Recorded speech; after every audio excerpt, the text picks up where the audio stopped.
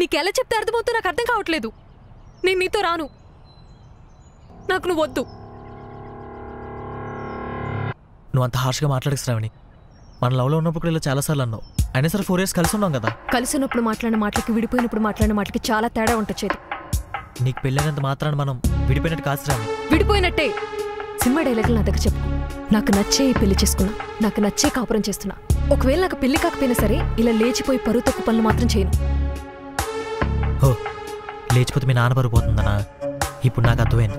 లేచిపోతే అందరికి తెలిసిపోతే పరువు పోతుంది. మరేం చేద్దాం? నీ దగ్గర ఏమైనా ఐడియాస్ ఉన్నాయా? చెప్పు. ఓ పని చేద్దాం.